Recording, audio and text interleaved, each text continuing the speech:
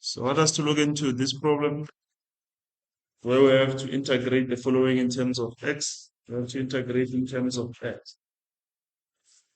In terms of x.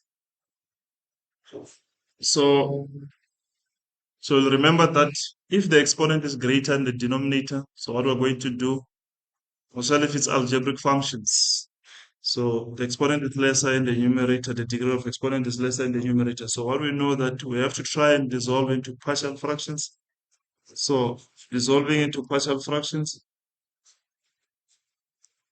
So dissolving into partial fractions. So we have to split into simplest fractions so we can integrate.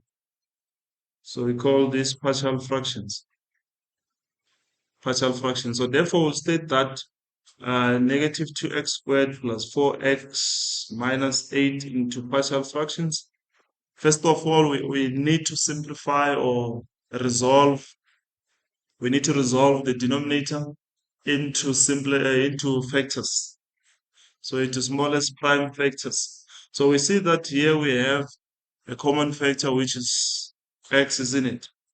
So not to waste time, we know that we'll be left with x squared then minus 4. We need to resolve x squared minus 4 into x plus 2 and x minus x minus 2. So that is the factorization of this expression. It was a difference of 2 squares after taking out x. Okay, I hope it's clear for everyone. Then from there, we'll state that into partial fractions, the first factor will be dividing a, factor x will divide a, followed by factor, do this,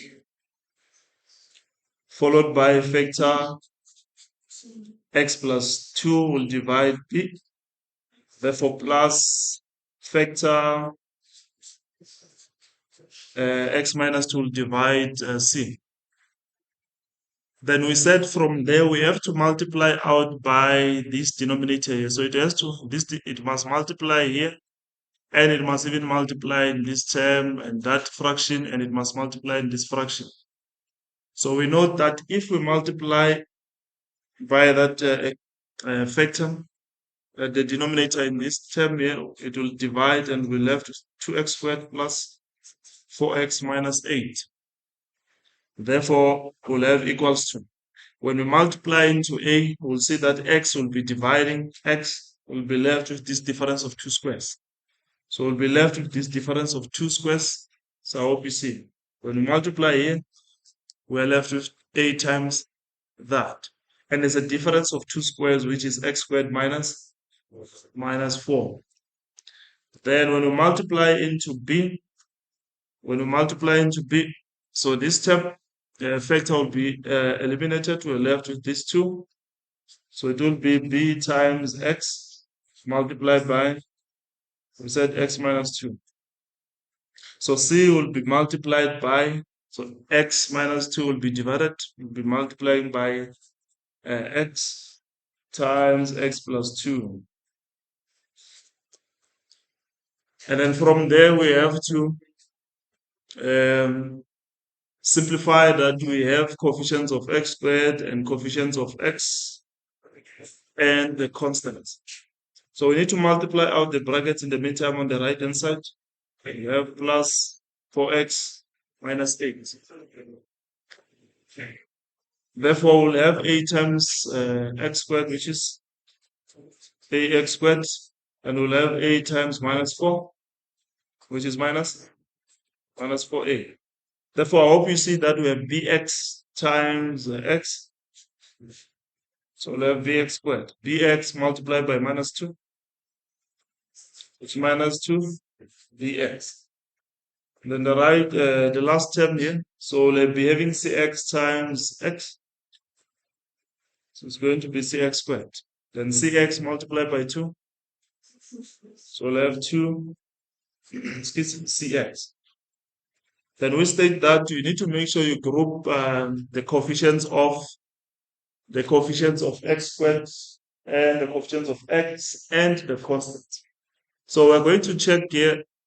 This is the coefficient of x squared to say that is coefficient of x squared. So we need to group them together. So our right hand side is still equals to right hand side is still equals to. So let's group them together. We have A plus B plus C close shop. So just factor out x squared after grouping them together. So we have a x squared plus bx squared plus cx squared.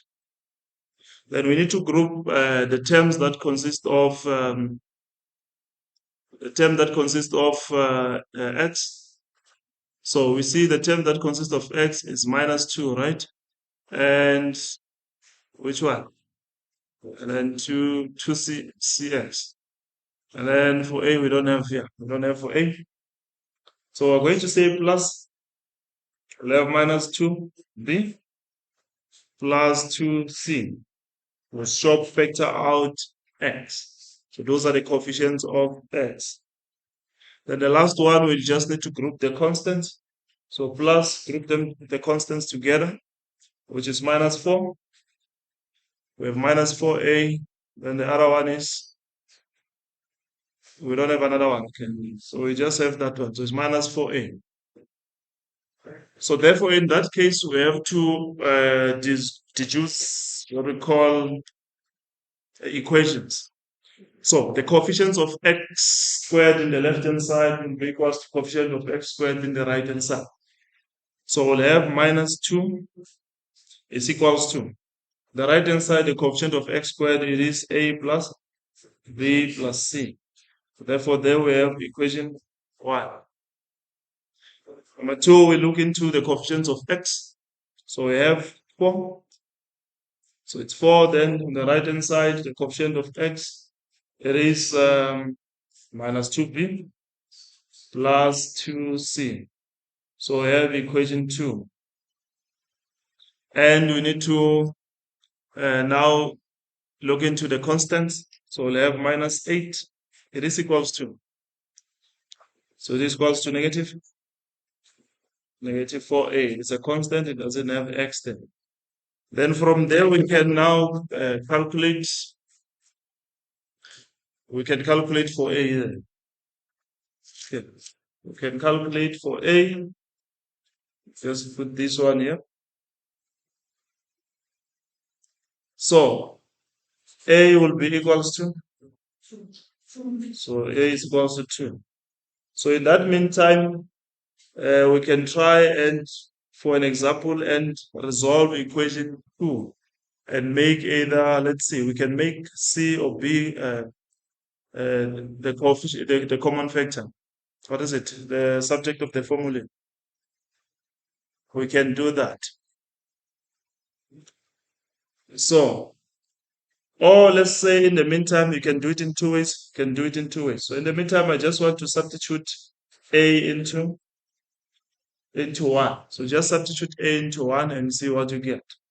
So we'll have minus 2 equals to, then a we said is equals to 2, therefore plus b plus c.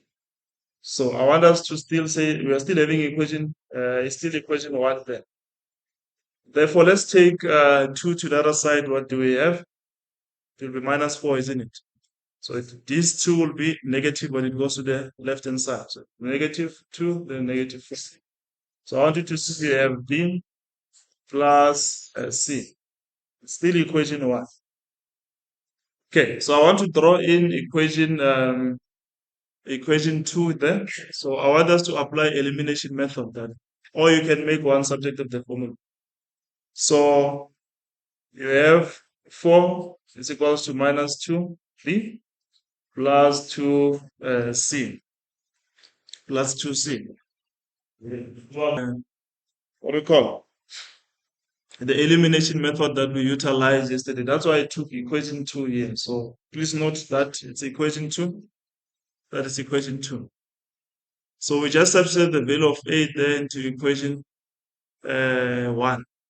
So I want us to do elimination method, but there's something that we cannot eliminate when one of the, can I say, terms are not having the same magnitude. So how can we make equation 1 have the same magnitude with equation 2? You need to multiply by 2, right? Or if we want, we can divide equation 2 by 2. So you can work with equation 1 or equation 2. So it doesn't matter as long as you make one of the coefficients equal. So, but let's try and multiply this.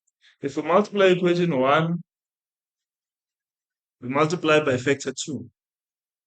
So we're going to have negative what? Negative 8 multiplied by b by 2, be 2b. Multiply c by 2, we'll have what? 2c. Therefore, from there now we can say that we want to add equation 1 plus equation 2. Can add them together. So add them together. So it's minus 8 plus 4, which is minus 4. Then what is 2b plus minus 2b? 0, it's out. Then we'll have equals to, so 2c plus 2c. So I have 4c. Therefore, we can now solve for c. C is equals to, so it is equals to negative 1. That is c. Now we need to solve for the last variable to calculate, which is b. So we can use any of the equations now to calculate because we have the variables.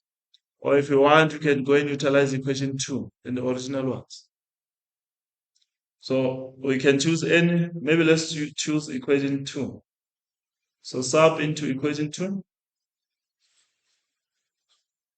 Sub into equation 2. So we have 4, it is equals to minus 2b. Therefore plus 2 c. C we said is minus. It's minus 1. Therefore we can solve, okay, maybe before we jump to solving the value of b at once, we can solve and we have negative 2. Take negative 2 to the other side, it will be positive 2, and then we'll have 6, isn't it?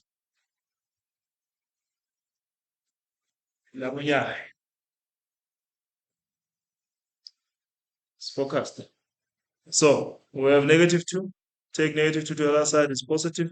Then we add it to 6, to 2 to 4 to say it's 6. Then now we can divide by negative 2 on both sides. Then b is equals to negative 3. So at least we have calculated variable A, calculated variable C and B. You can use simultaneous equations, that's still fine. So what I just like elimination method, it works nicely so in partial fractions. You just increase the maybe coefficients of 1, but you apply it throughout the equation and you do the elimination. You add or you can subtract. So sometimes you can subtract the equations.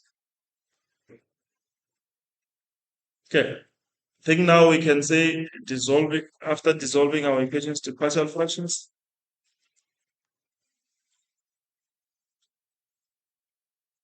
What do we have?